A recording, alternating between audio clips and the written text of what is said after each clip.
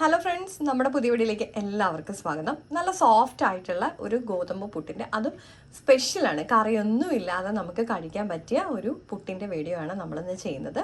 അപ്പോൾ നമുക്ക് വീഡിയോയിലേക്ക് പോവാം. നമ്മുടെ പുട്ട് തയ്യാറാക്കാനായിട്ട് ഞാനിവിടെ 1 കപ്പ് ഗോതമ്പ് പൊടി എടുത്തിട്ടുണ്ട്. നമുക്കിനി ഇത് ചെറിയ തീയിലിട്ട് ഒരു 5 മിനിറ്റ് ഡ്രൈ റോസ്റ്റ് ചെയ്തെടുക്കാം. നമ്മുടെ പുട്ട് വളരെ സോഫ്റ്റ് ആയിട്ട് ഇരിക്കാൻ വേണ്ടിയിട്ടാണ് നമ്മൾ ഇതുപോലെ ഒരു 5 മിനിറ്റ് ലോ ഫ്ലെയിമിലിട്ട് നന്നായിട്ടൊന്ന് ഡ്രൈ റോസ്റ്റ് ചെയ്ത് എടുക്കുന്നത്. നമ്മളിപ്പോൾ രാവിലെ ഉണ്ടാക്കി വെക്കുന്ന പുട്ട് വൈകിട്ട് മിച്ചം ഉണ്ടെങ്കിൽ പോലും നല്ല സോഫ്റ്റായിട്ട് ഇരിക്കും. നമ്മളിതുപോലെ ഒന്ന് ഡ്രൈ റോസ്റ്റ് ചെയ്തതിന് ശേഷം നമ്മുടെ ഗോതമ്പ് പുട്ട് തയ്യാറാക്കിയാൽ. ഇപ്പം ഞാനിത് ഓഫ് ചെയ്ത് കൊടുത്തിട്ടുണ്ട്. 5 മിനിറ്റ് ആയി നമ്മളിത് ഡ്രൈ റോസ്റ്റ് ചെയ്തെടുക്കാൻ തുടങ്ങിയിട്ട്. നമുക്കിനി ഇതൊന്ന് തണുക്കാനായിട്ട് മാറ്റി വയ്ക്കാം.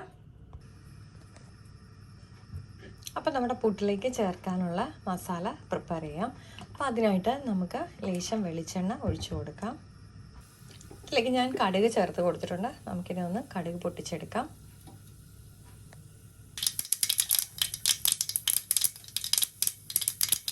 നമുക്കിനി ഇതിലേക്ക് ചെറിയ ഉള്ളി ചേർത്ത് കൊടുക്കാം.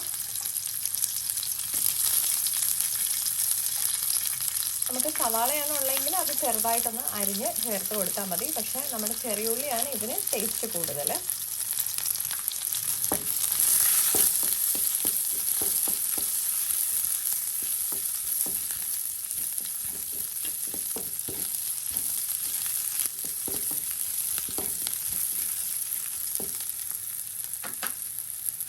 നമുക്കിതിലേക്ക് ചെറിയൊരു കഷ്ണം ഇഞ്ചി അരിഞ്ഞത് ചേർത്ത് കൊടുക്കാം.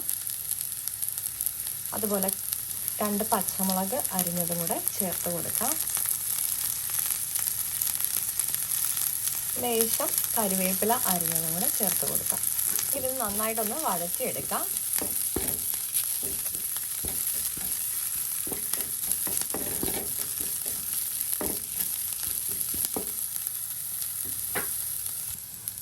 നമുക്കിതിലേക്ക് ഈ സമയത്ത് പുട്ടിന് ആവശ്യമുള്ള തേങ്ങ ചേർത്ത് കൊടുക്കാം.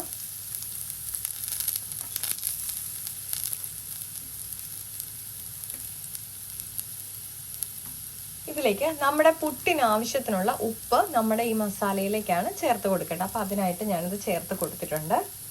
അതുപോലെ തന്നെ നമുക്കിതിലേക്ക് കുറച്ച് ചതച്ച മുളകും കൂടെ ചേർത്ത് കൊടുക്കാം.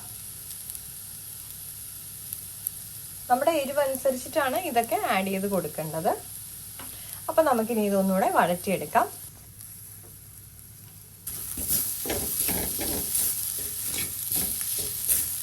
നമ്മുടെ തേങ്ങയും ഉള്ളിയും ഒക്കെ ഒന്ന് മൂത്ത് വന്നാൽ മതി. അല്ലാതെ നമ്മുടെ ബ്രൗൺ കളർ ആവണം എന്നൊന്നുമില്ല. നമ്മൾ ഇട്ട ചതച്ച മുളകിൻ്റെയൊക്കെ ഒരു പച്ച മണം മാത്രം മാറിയാൽ മതി. ഇപ്പോൾ ഏകദേശം എല്ലാത്തിൻ്റെയും പച്ചമണമൊക്കെ മാറിയിട്ടുണ്ട്. നമുക്കിനി ഇത് ഓഫ് ചെയ്ത് കൊടുക്കാം. നമ്മുടെ പുട്ടുപൊടി ഇവിടെ തണുത്തിരിക്കുകയാണ്. അപ്പോൾ നമ്മളിപ്പോൾ ഉണ്ടാക്കിയ നമ്മുടെ മസാലക്കൂട്ട് ഇതിലേക്ക് ആഡ് ചെയ്ത് കൊടുക്കാം.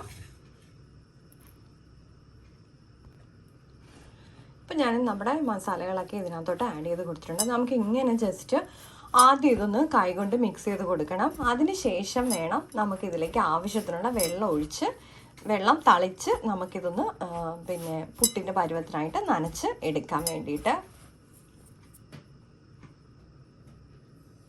നമുക്കിനി ഇതിലേക്ക് കുറേശ്ശെ വെള്ളം തളിച്ച് കൊടുത്ത് നമ്മുടെ പുട്ടിൻ്റെ പൊടി നന്നായിട്ടൊന്ന് നനച്ചെടുക്കാം. അപ്പം നമ്മുടെ പുട്ടിൻ്റെ പൊടി ഇവിടെ നന്നായിട്ട് നനച്ചെടുത്ത് വെച്ചിട്ടുണ്ട്. നമുക്കിനി ഇത് നമ്മുടെ പുട്ടുകുറ്റിയിലേക്ക് നിറച്ച് ആവി കയറ്റി എടുക്കാം. നമ്മുടെ പുട്ടുകുറ്റിയിലേക്ക് ഞാൻ പുട്ടിൻ്റെ പൊടി നിറച്ച് കൊടുത്തിട്ടുണ്ട്. നമുക്കിനി ഇതൊന്ന് ആവി കയറ്റി എടുക്കാം. അപ്പോൾ നമ്മുടെ ടേസ്റ്റി ആയിട്ടുള്ള പുട്ട് ഇവിടെ റെഡി ആയിട്ടുണ്ട്. അപ്പോൾ എല്ലാവർക്കും ഇഷ്ടപ്പെട്ടിട്ടുണ്ടെങ്കിൽ ട്രൈ ചെയ്ത് നോക്കണം. അതുപോലെ തന്നെ ലൈക്ക് ചെയ്യാനും ഷെയർ ചെയ്യാനും കമൻറ്റ് ചെയ്യാനും സബ് ചെയ്ത് സപ്പോർട്ട് ചെയ്യാനും മറക്കലും. മറ്റൊരു വീഡിയോ കാണും വരെ നന്ദി, നമസ്കാരം.